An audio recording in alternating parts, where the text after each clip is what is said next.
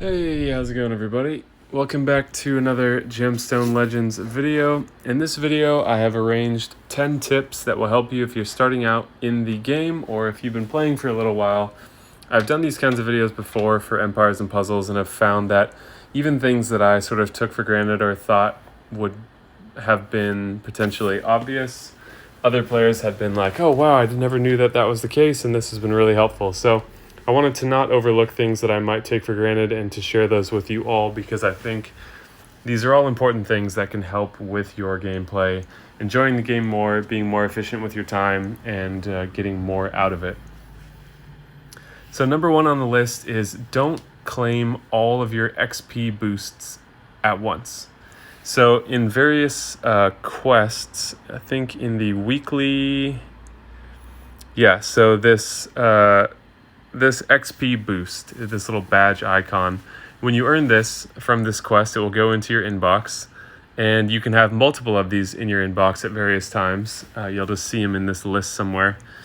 And if you claim them all at once, from my experience, they just overlap and you don't gain the benefit from all of them. So at this point in the game, there's not really like an inventory. It's sort of just your inbox there. So there's no place that you can activate these, store them and activate them. So once you claim them from your inbox, it activates them. You can see I have one active right here for another 23 hours. But once you do so, they become active. And if you claim multiples at once, you don't get the added benefit. So make sure you're not wasting those because those are super valuable resources in this game, and so you want to have some on hand when you're ready to do some serious farming. Tip number 2 is do most of your XP farming when you have one of these XP boosts active. So you can see I have a bunch of energy, I have an active XP boost, I'm also a Gemstone Prime subscriber, I guess you can say, so I get additional boosted hero XP from battles. So when I go into the campaign and I get ready to do my farming, you want to make sure you have one of these boosts active because you're getting double the XP that you would normally get. And if you're farming for XP, it's because you're leveling up heroes. And the faster you can level up your heroes, the more important heroes you get to ascend more often. So when I don't have XP boosts, I tend to farm in the Rift more because the Rift doesn't offer very good XP anyways. So it's better to just use energy here, earn some equipment. That's going to be the topic of a video soon, is I just got my G20 team. This is the Goliath Rift, and level 20 has the highest chance at 6-star artifacts. It's difficult level. And I'll be doing a video on how I put that team together. So be sure to like this video if you're finding the information useful as we go through it, and make sure you're subscribed so you don't miss any of these future uploads that I'm discussing in this video that will offer you benefit as well. The next tip is to stay on top of equipment. It's very easy for your equipment to get totally overfilled. So if you look at my equipment, I'm at 492 out of 500. So that is really close to being full.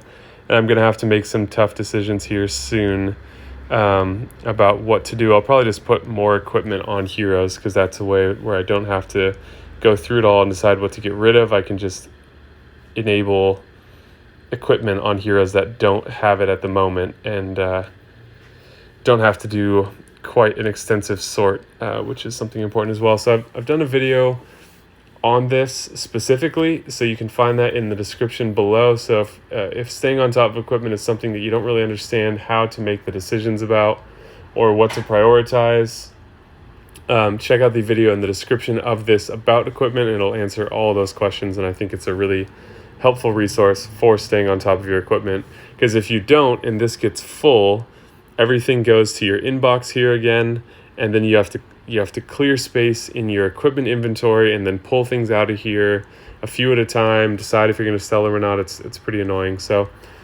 stay on top of your equipment. Tip 4 is you don't need tons of legendaries to be competitive.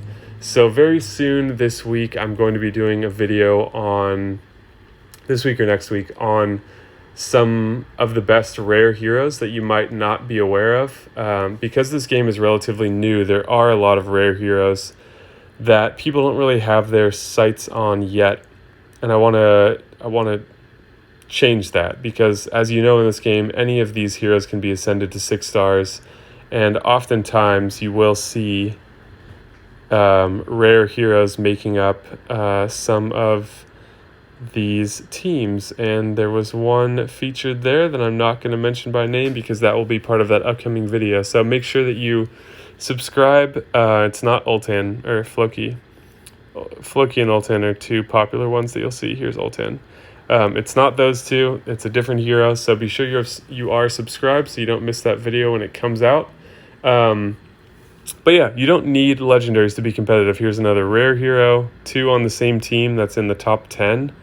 You can see this hero showing up on a couple teams. That can be a clue to focus on those heroes. Here are multiple rare heroes at the top. So it's fun to get legendaries, but you don't need them to be competitive. And just keep that in mind. It can be easy to get caught up in the chase of thinking, oh, if I just had this, hero that I don't have now, then things would be a lot better, or I'd be more competitive or whatever it is. But in this game, that's not totally the case. The key is finding really good synergies, and because this game is newer and the meta is not totally established yet and shifts a lot, the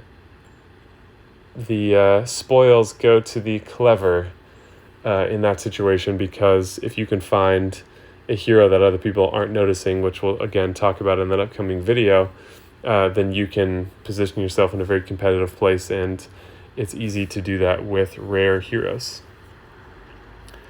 Tip number 5 is to use all arena flags if possible. So this is what I'm going to be doing right after this video ends, but we talked about this in another video about the cabinet bonuses. That again is going to be linked in the description of this video if you haven't seen that. But basically, as you do your rating, you earn points, these medals up here, and you can spend those to give permanent stat boosts to different aspects of your heroes in different colors, and those stay forever. So I haven't figured out exactly how I want to approach the next set of medals that I've earned here yet, so I haven't made any changes since the last time, but it's important to keep earning these medals at least, because again, it's just permanently making your heroes better. So try to not waste those arena flags if you can. Use them when you have them, and that will ensure that you can give your heroes these permanent boosts, and that will give you a leg up over other players. Tip number 6 is to check the calendar on the official Discord or Reddit page for Gemstone Legends, because there you will find the calendar of events. There are a lot of events that happen in this game, and many of them they're different from Empires and Puzzles. Many of them are not timed, but many of them are based around significant things that you do in the game, like selling a bunch of equipment, or related to that, earning coins, or leveling up your equipment, or ascending your heroes, or doing summons. There's events where you can earn rewards just by doing your summons during that time. So it's really important to be mindful of this calendar, because if you can just get a bunch of extra rewards for doing stuff that you would normally do. It does mean waiting on some of these decisions sometimes, but I definitely think it's worth it. So be sure to go on to the Discord or the Reddit, official Reddit, which I think you can find the calendar on as well, and kind of be aware of what some of these upcoming events are, to say, oh wow, next week is the blacksmith event. I'm going to hold off on leveling up any more equipment because I want to finish that event and get 10 gold scrolls, or whatever else the prizes are along the way, a bunch of energy. There's just good stuff to be had from just playing the game, basically, if you can time things out right. So that is another really important thing. Tip number 7 is don't waste 2-star heroes and sort of therefore your silver scrolls. You might think at first that these silver scrolls, you're going to have an infinite amount of them and it'll never be a problem, but very quickly it becomes a problem. So as you're leveling a lot, you're typically going to use 3-star heroes. This is what I do, at least. I'll take some 3-star heroes, level them up, or max them at that ascension. Then I will ascend them to the next level. And to do that, I use 2-star heroes to ascend them. So I'll take 2-star heroes out when I have my XP farming going on. I'll max them up. I'll then use some other 2-stars to ascend them to 3 stars.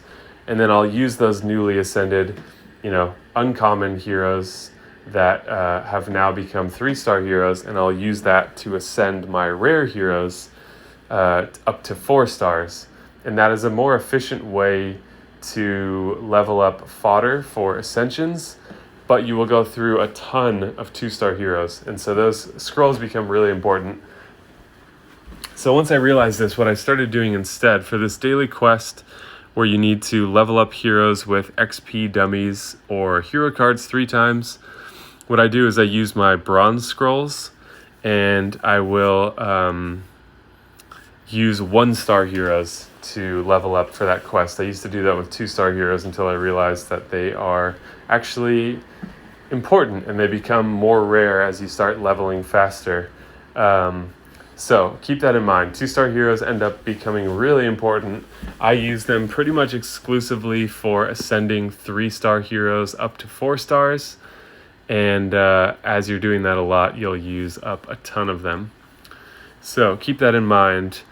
Tip number 8, which relates to tip number 3, staying on top of equipment, is to be harsh about the equipment that you keep.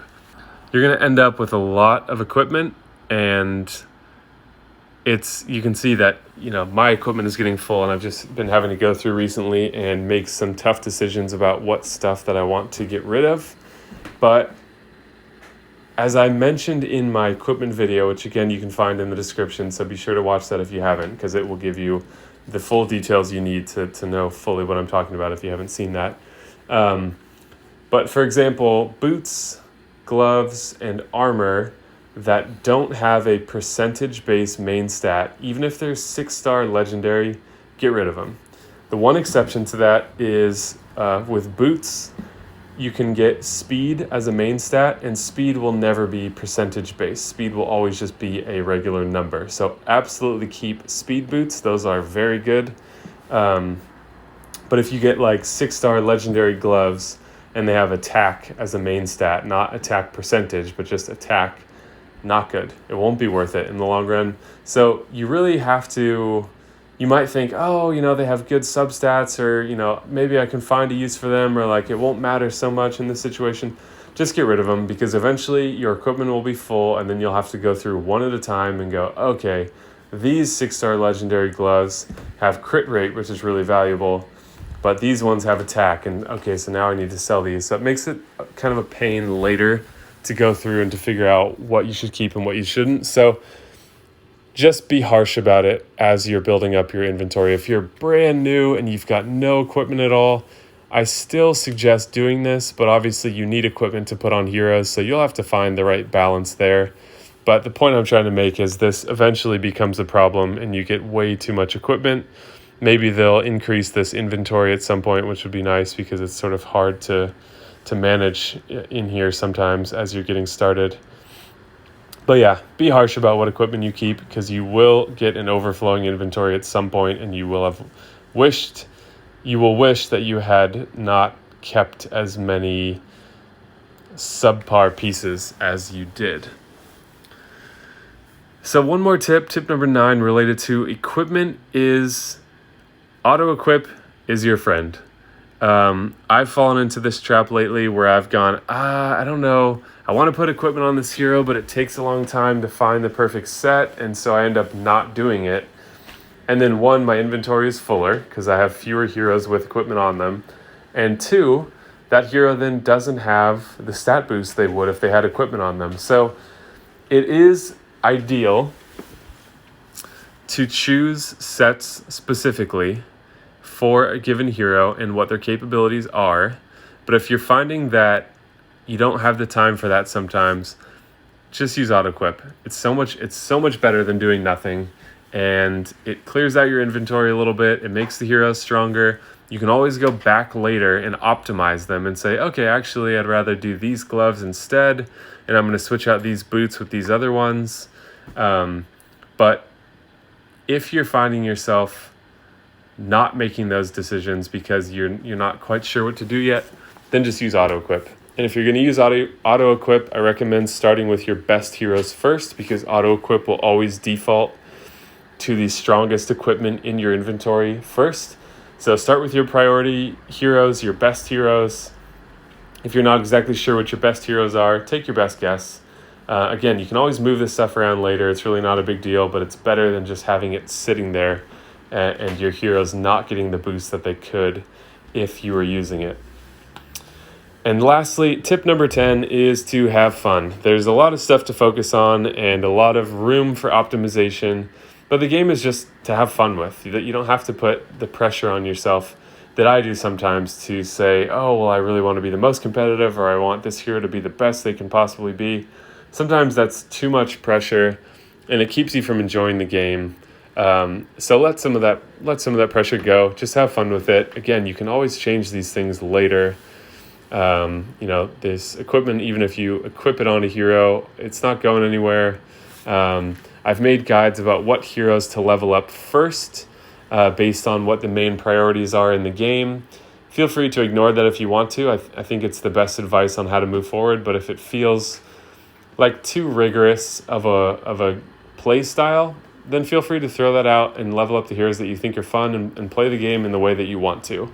I'm trying to present it in both ways if possible, to say, hey, if you really want to be the most competitive, here's what you should do, but also to remind you guys that you have the freedom to enjoy the game however you want to, and you don't have to take it this seriously. So have fun with it. That's what it's about after all, and I think that's one of the most important reminders I can give, and why I wanted to put that last on the list after all the other things, because that's really what it comes down to.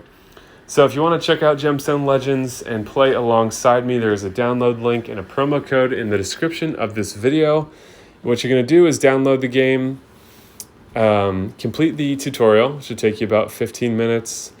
And then within 3 hours of downloading the game, after completing the tutorial, enter the code #Spock_2021 hashtag in the global chat, which is that little gold dialog box you can see at the bottom of the screen. If you tap that, it'll pull up either your guild chat or the global chat.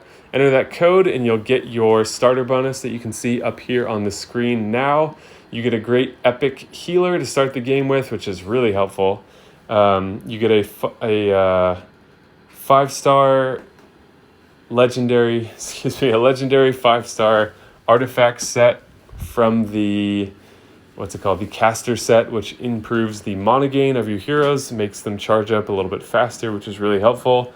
You'll also get the epic hero Soliana, who is a AoE burn damage hero, very good and very helpful. And you'll also get a platinum scroll, which gives you another guaranteed epic hero, or the highest chance in the game at a legendary hero. Additionally, in your first week of play, you'll get access to these to the beginner events, which will give you access to those rewards that I just mentioned. So that'll all happen within your first week of playing. For explaining that out of order there. But check out the game. I'm having fun with it. I think you guys will as well. Thank you so much for watching. Be sure to like the video if you enjoyed it. Subscribe for more guides like this in the future. And thank you guys so much for watching, and I will see you in the next video.